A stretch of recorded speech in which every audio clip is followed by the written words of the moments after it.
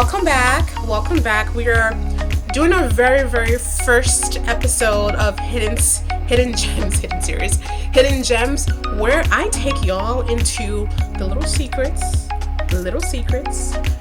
in certain countries, cities, states, however you want to put it. But we're gonna go deep dive into it. The first one I'm going to be speaking about is in Lisbon. I believe our next one is going to be in regards to one in New York. But I do have two in Lisbon that people don't really know much about. But we're going to start with the first one. Well, we're going to cover just one this series, and then our next series, next week's episode is going to cover the next one.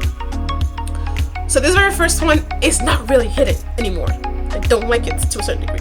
I like it for them because it's bringing them more business. But sometimes when like a particular restaurant begins to get more hype on social media, and then sometimes their quality dips. I'm hoping that doesn't happen to this restaurant because I went there last year, and this year I am going back again, making reservations again. So hopefully, guys, their quality still stands as amazing as it is. It is called Rocco. Rocco. Rocco in Lisbon is amazing.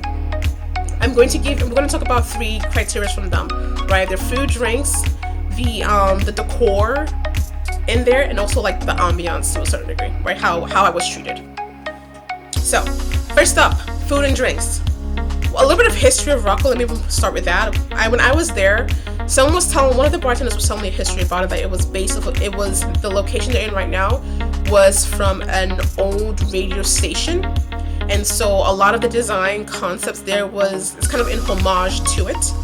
So when you walk in on the left hand side where the DJ is, there's some like record files and whatnot that still pays homage to it being a radio station. And I do believe it is connected to a hotel. I don't remember the name of the hotel, so I really don't, but it is connected to a hotel. Cool. First up, food and drinks. I loved the cocktails. I loved the drinks over there. I love, their wine selection is stupid good. I loved it. It was so good that I went back there to drink a bottle of wine because I found they were carrying this bottle of Soave from a specific region in Italy. So I was like, oh, I'm a wine snob, guys. I'm sorry. I forgot to let y'all know this. I am a wine snob. And so I was like, oh, I gotta go there. I gotta go back. For me personally, their food was a 7 out of 10 for me personally. Because I was like, I don't know, when you go into somewhere expecting something higher. Oh no! Rocco. But I don't know about you, but whenever I go in somewhere expecting a whole lot and I don't really get as much as what I've expected, I get a little down on that. But I still think their food is good, better than some that I've had. But if I was to go back to Rocco, which I am going back there, my main concern would not be the food. Now, with that being said, I do love oysters, and their oysters, the desserts. Yum yum. It's just the main entrees where I'm like, could have been better. So I guess maybe not a 7 out of 10, maybe like an 8.8 out of 7.5 or 8 out of 10 in regards to food. Right? The ambiance. Ooh. The ambiance. You just have to go on Instagram or TikTok and search up Rocco Lisboa. That's all I gotta say. Actually, let me put it up here. The ambiance of Rocco is amazing. It's almost like a 90s vibe in there of the decor itself. The roaring 20s. No, the 90s, sorry. Not 90s, 20s. The roaring 20s vibe in there. That's kind of vibe I got out of Rocco, and I really loved it. That being said, you do kind of have to walk in there dressing a little bit chic. Fellas, walk in there looking a little bit smart. I don't want to looking smart, but looking a little sharp, right?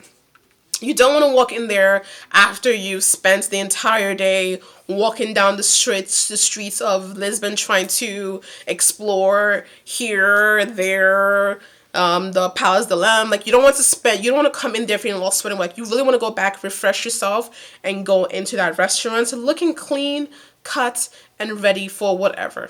Right? That's the kind of ambiance that's there. They have, I believe, three 3 or 4 locations. One is the gastro pub, which is that the bar area that you see there. They do have the other area, which I keep forgetting the name of it.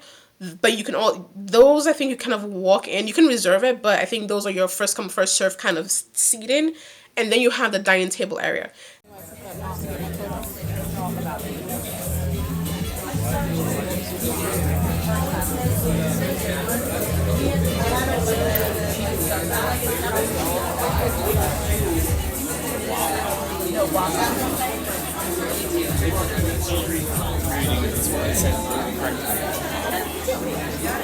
There is one more other area that I keep forgetting the name for, but it's a little bit up from where the actual first come first serve scene I'm speaking about.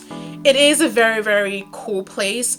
You should get a reservation. You should get a reservation. Always get a reservation. I was able to get walk in there and get one of those seats, but again, it was first come first serve. So if there's a seat available for you, cool. If not, you would have to wait. And I don't know about you, but I really don't like waiting, so I do reservations too. What was the last one? So we had okay, was it ambiance? So we had ambiance, we had food and drinks, and we had one more. Decor? I think I covered that.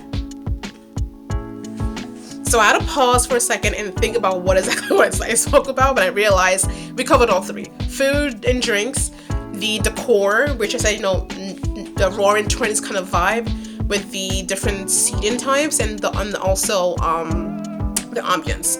Now, going to Rocco, doing a reservation, I would do a reservation for the gastro pub, because the vibe I got from the bartenders, how I was treated by the bartenders, I loved. They made the experience. Now, I've been to Rocco 4 times. The first time was my reservation was at the gastro bar. The second time it was in the dining area, and then the third time was back in the gastro bar, because I liked that ambience more better, the experience more better. And then of course the 4th time was when I sat in one of those first come first serve kind of seating. So I definitely would do that. I would go there for drinks. I do want to go there and try something else for their dinner to see, again, maybe it was just what I ordered, right? That just didn't taste good. So as good as I wanted it to. So maybe that's just the case. But their oysters was pretty good, so I'm not even gonna lie, I ordered 24 oysters. I did. So that is it for our Hidden Gem series. Next up, we're gonna go into another place in Lisbon called and that's not really what it's called. It's just ... But you're gonna see what this hidden gem really is in our next episode of the Hidden Gem series. So catch y'all later. And for those of you that don't know Rocco and you're going to Lisbon, go. Go.